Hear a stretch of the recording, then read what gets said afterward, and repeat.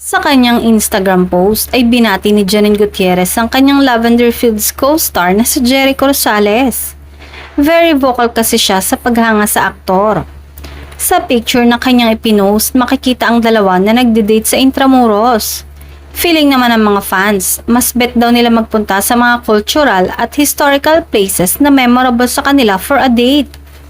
Isa kasi sa lugar kung saan sila nagkita na nag-date noon ay sa isang museo. Umani naman ang kilig vibes ang naturang post ng aktres. Pati ibang showbiz celebrity ay kinilig din sa post na yon. Hirit naman ang mga netizen, feeling nila iba daw ang aura ni Janine kapag si Jericho ang pinag-uusapan. Puro kilig comments ang mababasa sa post na yun ng aktres. Love is in the air na talaga. Ganyan kapag totoo ang nararamdaman, ipagsisigawan mo. Huwag pansinin ng mga basher. Kung ganun man, ang importante ay nagmahal ka ng tunay.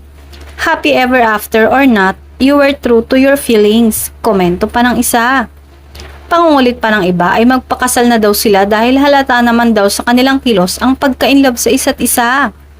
Kahit pa sinasabi nilang nasa ligawan stage pa lang sila, ay kitang-kita mo naman kung paano mag-express ng feelings ang dalawa na parang sila na talaga.